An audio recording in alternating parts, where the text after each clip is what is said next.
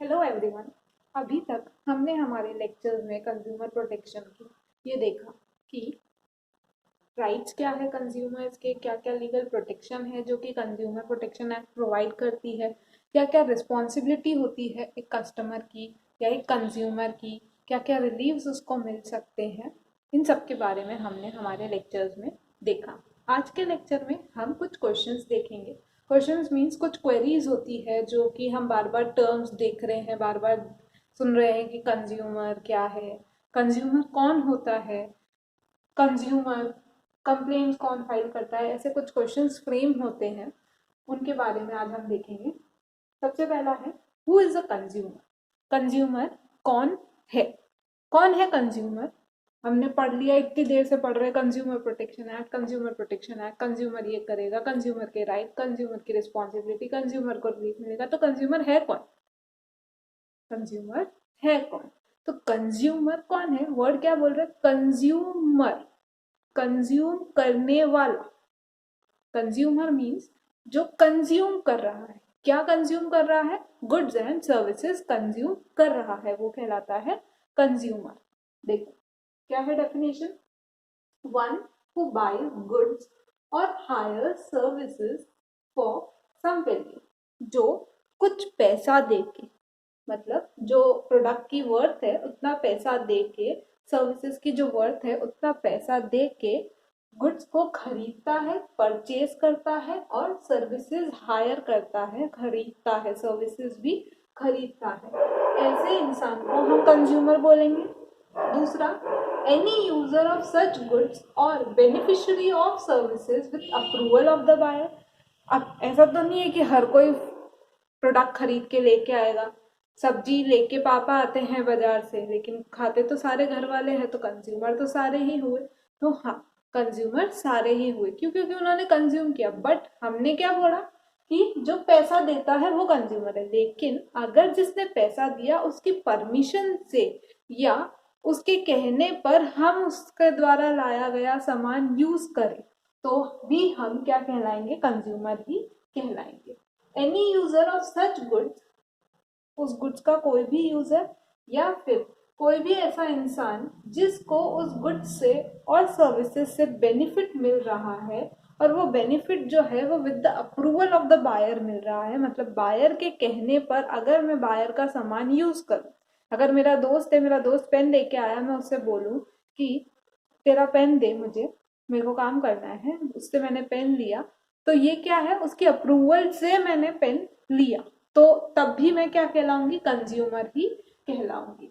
फिर anyone who uses the goods bought or services hired for earning livelihood by self employment। अगर कोई goods को purchase करता है और सेल्फ एम्प्लॉयमेंट के लिए यूज करता है, फॉर एग्जाम्पल टीचर, टीचर अगर बुक खरीदती है तो वो देने तो उससे वाली क्या है? सर्विस देने वाली। बुक को पढ़ के उससे सर्विस देने वाली, तुम लोगों को पढ़ाने वाली। लेकिन वो जो ये पढ़ने वाली है उससे क्या कर रही है? वो जनरेट सेल्फ एम्प्लॉयमेंट जनरेट कर रही है। तो सेल्फ एम्प्लॉयमेंट के लिए, रीसेल के लिए नहीं, सेल्फ एम्प्लॉयमेंट के लिए या फिर लाइवलीहुड अर्न करने के लिए अगर कोई उन गुड्स और सर्विसेज को यूज करता है, तब भी वो क्या कहलाएगा?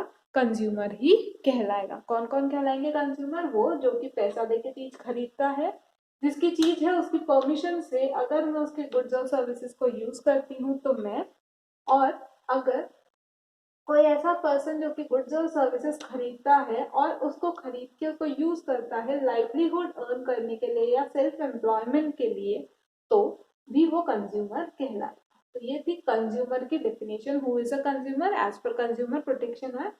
ये तीनों इंसान कंज्यूमर कहलाएंगे। नेक्स्ट आता है complaint can be file. Complaints कब फाइल की जा सकती है? कंप्लेंट्स कब फाइल की जा सकती है? तो कब फाइल की जा सकती है? When there is some defect और डेफिशिएंसी इन गुड्स और सर्विस। गुड्स में कोई डिफेक्ट हो या सर्विसेज में कोई डेफिशिएंसी हो। गुड्स में कोई डिफेक्ट हो, डिफेक्ट का मतलब कोई कमी हो गुड्स में, या वो प्रोडक्ट क्वालिटी वाइज या फिर क्वांटिटी वाइज, या फिर हम ऐसा बोले कि जो उसका वर्थ है वो या फिर हम बोले कि जैसा उसने बताया है वैसा, मतलब कुल मिला के जैसा प्रोडक्ट होना चाहिए वैसा ना होकर उसमें कुछ कमी बसी है, तो उस गुड्स के लिए हम कंप्लेन कर सकते हैं।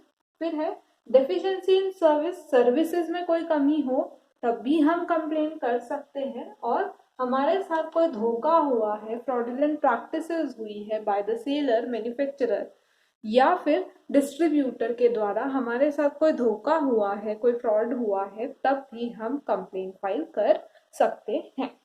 तो कंप्लेन कब कब फाइल कर सकते हैं? जब गुड्स मेरे डिफेक्टिव गुड्स आ रहे हैं मेरे पास, डेफिशिएंसी हो, सर्विसेज में कोई कमी हो और फ्रॉडुलेंट प्रैक्टिसेस हुई हो मेरे साथ। अब जो कंप्लेन है वो कब फाइल कर सकते हैं? अभी मेरे साथ कुछ हुआ है तो क्या मैं अभी फाइल कर सकती हूँ, या 2 दिन बाद फाइल कर सकती हूँ, या 10 दिन बाद फाइल कर सकती हूँ? तो मैं कब कंप्लेन फाइल कर सकती हूँ? कंप्लेन फाइल करने के लिए मेरे पास है 3 महीने का टाइम। कितने महीने का? 3 महीने का टाइम है मेरे पास कि मैंने जब वो गुड्स कंज्यूम किए उसके 3 महीने के अंदर अंदर अगर मेरे को कोई भी प्रॉब्लम हुई थी, उस गुड्स को यूज करने से कोई भी प्रॉब्लम हुई, बट उस टाइम पर मैं उस गुड से रिलेटेड कंप्लेन फाइल नहीं कर पाई, तो भी मेरे पास अभी भी 3 महीने का टाइम है। आज नहीं, कल नहीं, परसों नहीं, 3 महीने तक मेरे पास टाइम है। मैं उस गुड से रिलेटेड कोई भी मुझे अगर डिफेक्ट मिलते हैं या डेफिशिएंसी होती है सर्विसेज में, तो मैं कंप्लेन फाइल कर सकती हूँ। और कोई ऐसा गुड्स अगर है जिसको टेस्ट करवाना जरूरी है, जिसको टेस्ट करवाना जरूरी है, जैसे कि कोई इलेक्ट्रॉनिक आइटम है जिसके स्टार्ट करने से मेरे घर में शॉर्ट सर्किट हो गया, जिसको स्टार्ट करने से मेरे घर में शॉर्ट सर्किट हो गया, तो पूरी जो टेस्टिंग हुई कि ये शॉर्ट सर्किट क्यों हुआ है, कैसे हुआ है, तो उसमें टाइम लग गया। तो ऐसे केस में जिसमें टेस्टिंग इन्वॉल्व है, ऐसे केस में 5 महीने का टाइम होता है कंप्लेन फाइल करने के लिए। तो कंप्लेन कब फाइल कर सकते हैं? 3 महीने के अंदर या फिर 5 महीने के टाइम में अगर टेस्टिंग इन्वॉल्व है तो। कंज्यूमर कौन नहीं है? कंज्यूमर कौन है? हमने क्या पढ़ा? कंज्यूमर कौन है? वो इंसान जो कि गुड्स कंज्यूम करता है। अब कंज्यूमर कौन नहीं है? तो वो जिसने गुड्स खरीदे हैं रीसेल के लिए। दुकानदार, रिटेलर। रिटेलर क्या करता है? डिस्ट्रीब्यूटर से गुड्स खरीदता है या एजेंट से गुड्स खरीदता है और हमें बेचता है। तो ऐसा हर इंसान जो कि गुड्स खरीद रहा है और रीसेल करेगा, मतलब कमर्शियल पर्पस के लिए गुड्स खरीद रहा है और वापस रीसेल करेगा, तो उसको हम कंज्यूमर नहीं बोलेंगे। वो कौन है? रिटेलर है या डिस्ट्रीब्यूटर है जो रीसेल के लिए गुड्स खरीद रहा है वो। सेकेंड है, ऊपर हमने क्या पढ़ा? अगर with the approval of buyer मैं कोई सर्विस यूज करती हूँ या फिर कोई गुड्स यूज करती हूँ तो मैं कंज्यूमर हूँ। तो इसका उल्टा, अगर मैं बिना बायर की परमिशन से कोई गुड्स बिना बायर के अप्रूवल के कोई गुड्स या सर्विसेज यूज करती हूँ और फिर कुछ डिफेक्ट हो जाता है, तो मैं कंप्लेन फाइल नहीं कर सकती हूँ। मैं कंप्लेन कब फाइल कर सकती हूँ? जब उस चीज को यूज करने की अप्रूवल मुझे बायर से मिली हो, सिर्फ तभी मैं कंप्लेन फाइल कर सकती हूँ। फिर है obtains goods without consideration of person who hires or avails any service without consideration। अगर फ्री में कोई गुड्स और सर्विसेज मेरे पास आए हैं, बिना पैसा दिए मैंने कोई गुड्स और सर्विसेज खरीदी है, कोई बिल नहीं है मेरे पास उन गुड्स एंड सर्विसेज का कि मेरे पास वो कहाँ से आई है, तो ऐसे केस में भी मैं केस फाइल नहीं कर सकती हूँ। मैं कंज्यूमर नहीं हूँ ऐसे केस में भी। क्यों? क्योंकि मेरे पास कोई प्रूफ ही नहीं है कि मैंने वो गुड्स खरीदे हैं।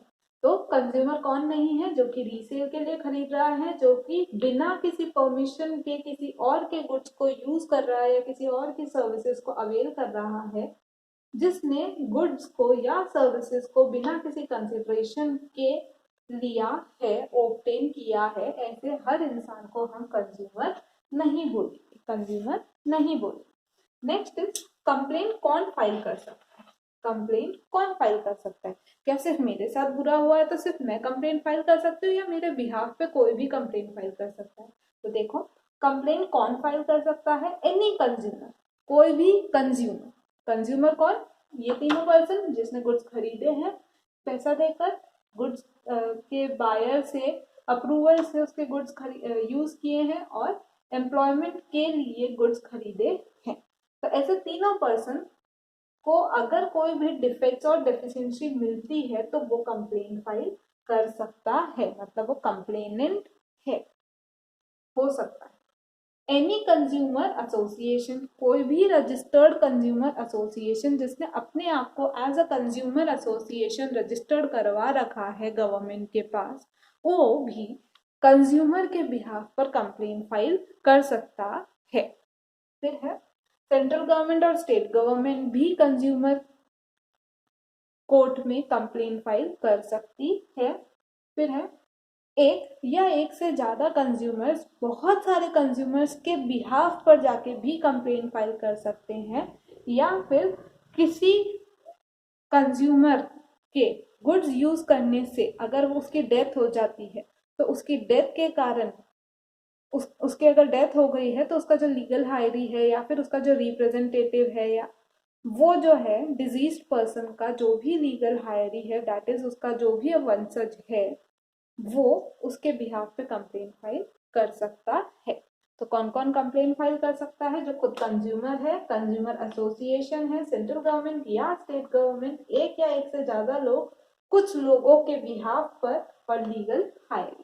अब कंप्लेन किसके खिलाफ फाइल होगी? तो कंप्लेन किसके खिलाफ फाइल होगी? सेलर, डिस्ट्रीब्यूटर, मैन्युफैक्चरर, इनके खिलाफ कंप्लेन फाइल होगी। और इसी तरीके से सर्विसेज के केस में भी सर्विस का सेलर, सर्विसमैन और सर्विस डिस्ट्रीब्यूटर, इन सब के खिलाफ कंप्लेन फाइल हो सकती है। तो ये कुछ क्वेश्चंस होते हैं जो कि बेसिक होते हैं, जिसको समझने से हमें कुछ टर्म समझ में आती है कि है कौन ये लोग।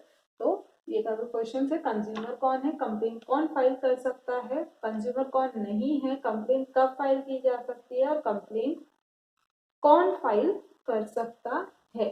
ठीक है, अब हम देखेंगे हमारे नेक्स्ट वीडियो में कि अलग अलग रिट्रेसल एजेंसीज कौन सी है जो कि कंज्यूमर प्रोटेक्शन के अंडर में काम करती